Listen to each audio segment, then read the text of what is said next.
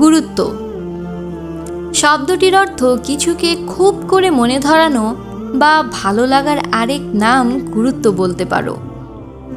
সেটা হতে পারে কোনো জিনিসের ক্ষেত্রে, হতে পারে কোনো অভ্যাসের ক্ষেত্রে, বা হতে পারে কোনো মানুষের ক্ষেত্রে। আমাদের একটি বৈশিষ্ট্য হচ্ছে যে খুব ছোট ছোট জিনিসগুলোকে আমরা সবচেয়ে বেশি গুরুত্ব দিয়ে থাকি। কেউই এতটা ব্যস্ত হয় না। যার তোমাকে গুরুত্ব দিতে মন চাইবে সে ঠিকই তোমাকে স্মরণ করে নেবে। তুমি তোমার জীবনে কি হারিয়েছ সেটা নিয়ে ভেবো না। সেই হারিয়ে যাওয়া কিছু একটার মাধ্যমে তোমার জীবনে শিক্ষণীয় কী অভিজ্ঞতা লাভ হয়েছে সেটাই হচ্ছে তোমার জীবনের সবচেয়ে গুরুত্বপূর্ণ বিষয়। কারো কাছে গুরুত্ব চেয়ে পাওয়া যায় না, কারণ সেটা অর্জন করে নিতে হয়। কারণ তুমি কাউকে গুরুত্ব দিচ্ছ না, এ মোতাবেক তুমি কিভাবে তাহলে অপর ব্যক্তির কাছে গুরুত্বের আশা করতে পারো? ভেবেছ কখনো? আমরা সবচেয়ে বেশি গুরুত্ব কোন জিনিসকে দেই জানো? যারা আমাদের পিছে সমালোচনা করে তাদের। আর এই জিনিসটাই আমাদের দুর্বলতা, আমাদের জীবনের ব্যর্থতা। তোমার পিছে করা মানুষের সমালোচনাগুলোকে গুরুত্ব দেওয়া বন্ধ করে দাও। কোনো প্রয়োজন নেই তো।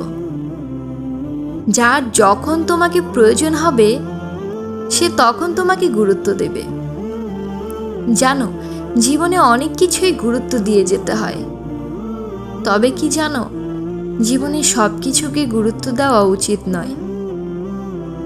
তাহলে বারবার ভেঙে পড়তে হয়। কেউ গুরুত্ব না দিলে জোর করে নিতে যেও না, কারণ জোর করে নেওয়া কোনো কিছুই কখনো স্থায়ী হয় না, আনন্দ দানকারী হয় না।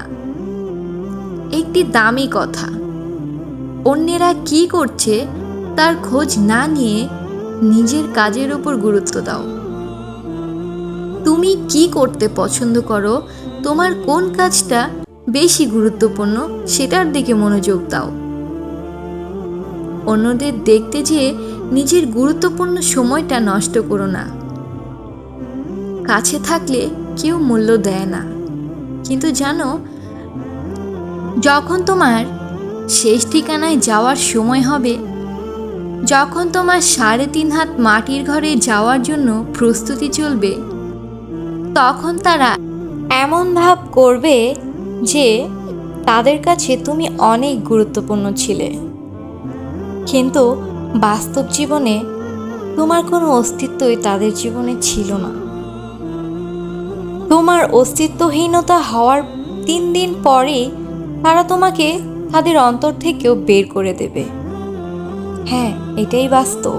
তোমার জন্য আখিরাতের জীবনকে গুরুত্ব দেওয়াই প্রধান, কারণ রব খুশি হলে আখিরাতও তোমার।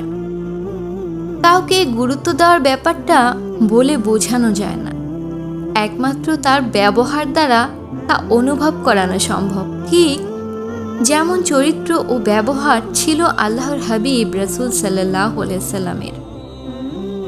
জানো, সবসময় ব্যস্ত থাকাই শেষ কথা নয়। তাহলে তো পিঁপড়ারাও সারা দিন ব্যস্ত থাকে তাদের খাবার খুঁজতে, তাদের খাবার সঞ্চয় করতে। কাউকে যদি গুরুত্ব দিতেই হয় তবে তোমার রবকে দাও। দুনিয়াকে গুরুত্ব দিতে যেও না, প্রয়োজন নেই তো দুনিয়াকে গুরুত্ব দেওয়ার। সময়ের সাথে সাথে একটা সময় তুমি অস্তিত্বহীন হয়ে যাবে, কারণ এই পৃথিবীটাই এমন। কাউকে গুরুত্ব দিলে অবহেলা করবে, আর গুরুত্ব না দিলে বলবে তুমি স্বার্থপর।